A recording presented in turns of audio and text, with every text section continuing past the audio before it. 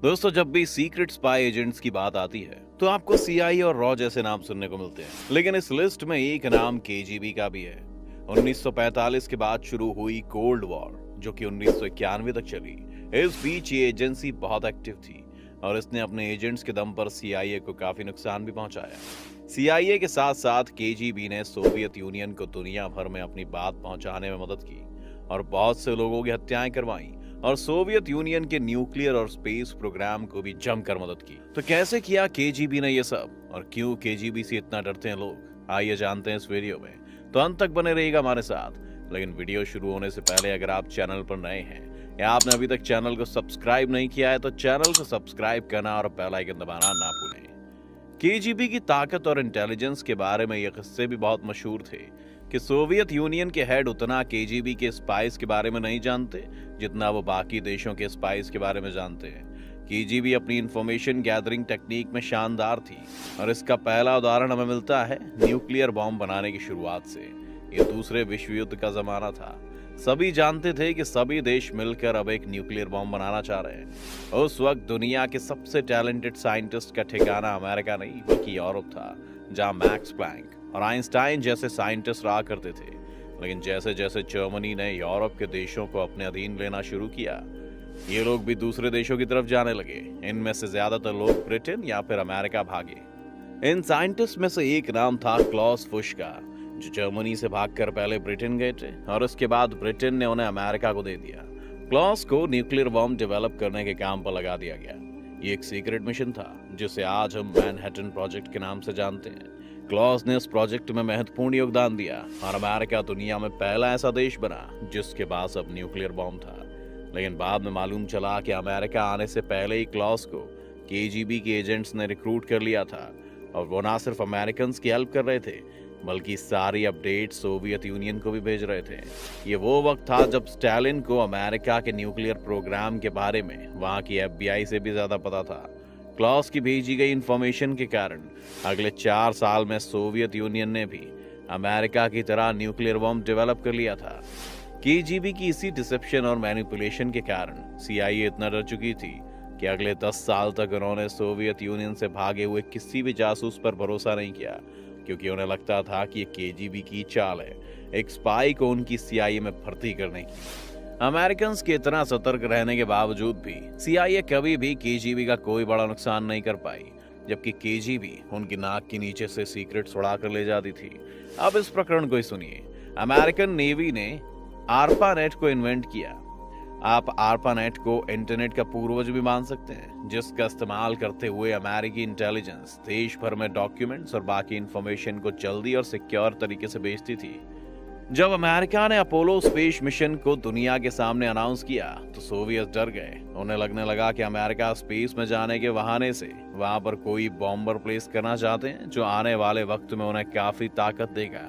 इस पर रिएक्ट करते हुए उस वक्त के सोवियत हेड लियोनिड ब्रेजनेव ने केजीबी को इस शटल के सीक्रेट्स लाने की जिम्मेदारी दी और साथ ही अपनी मिलिट्री इंडस्ट्रियल कमीशन से यह भी कहा कि वो भी ऐसी स्पेस शटल बनाए, क्योंकि इस स्पेस शटल पर देश भर की कई लैब्स मिलकर काम कर रही थी। इसीलिए वह ज्यादातर आरपानेट पर ही डॉक्यूमेंट शेयर किया करती थी।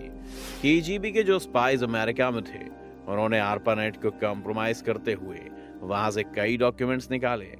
इसे आप दुनिया की पहली कंप्यूटर हैकिंग भी कह सकते हैं। इन डॉक्यूमेंट्स की मदद से सोवियत्स को यह मालूम पड़ा कि अपोलो मिशन कोई मिलिट्री मिशन नहीं है, जिस वजह से उन्हें चिंता करनी पड़े।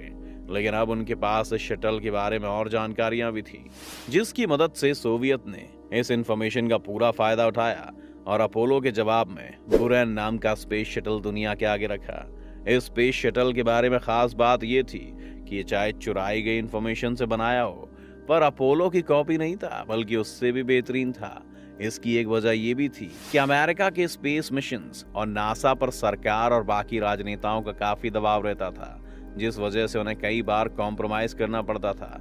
लेकिन सोवियत यूनियन में परेशानी नहीं थी और साइंटिस्ट और इंजीनियर्स को बुरैन को बिना सरकारी दखल के बनाने की आजादी दी गई। केजीबी का काम सिर्फ रॉ या सीआईए जैसी एजेंसियां जितना सीमित नहीं था। केजीबी अपने देश के अंदर भी एक सीक्रेट पुलिस की तरह काम करती थी, जो राजनेताओं और बाकी नागरिकों पर नजर रखती थी ताकि उनमें से कोई देश विरोधी ना हो जाए।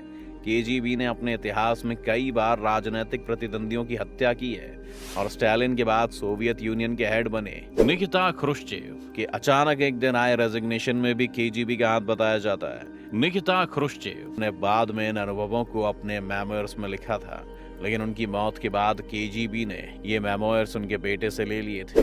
केजीबी को भारत और बाकी साउथ ईस्ट एशिया में भी काफी इंटरेस्ट था।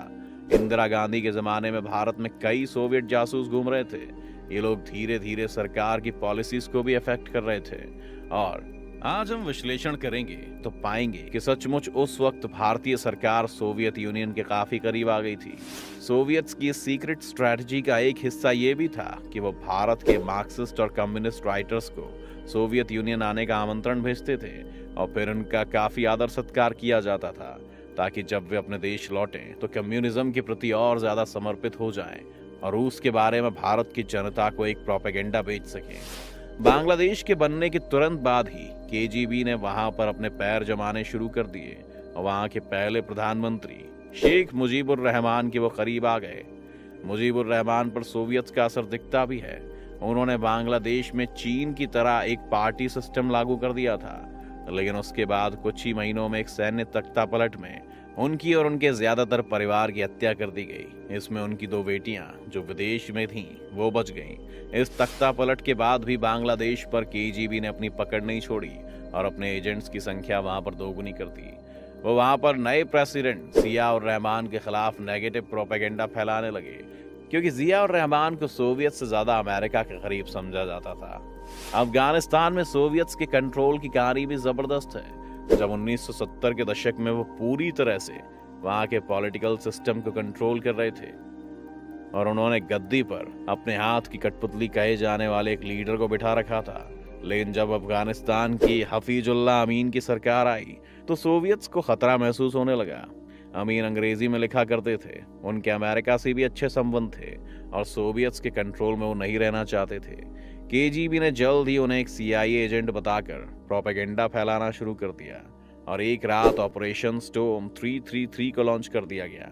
इस ऑपरेशन में उन्होंने अमीन की हत्या करवा दी और सोवियत अफगानिस्तान जंग की शुरुआत हो गई। सोवियत यूनियन के टूटने के वक्त भी केजीबी इतनी शक्तिशाली थी कि केजीबी के हेड व्लादिमीर कुर्शेव ने उस वक्त के रूस और सोवियत हेड मिखाइल गोर्बाचेव के खिलाफ एक तख्तापलट का प्लान भी बना लिया था। 2 दिनों के बाद ये तख्तापलट फेल हो गया और यहीं पर केजीबी का अंत हुआ।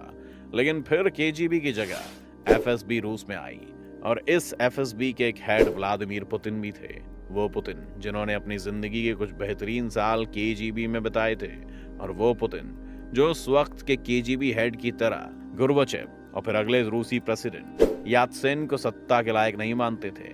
आज पुतिन खुद सत्ता पर बैठे हुए हैं। तो क्या सच में कहा जा सकता है कि केजीबी का अंत हो गया या पुतिन के रूप में केजीबी अभी भी जिंदा है? आपको क्या लगता है? अपनी राय में कमेंट में जरूर बताएं।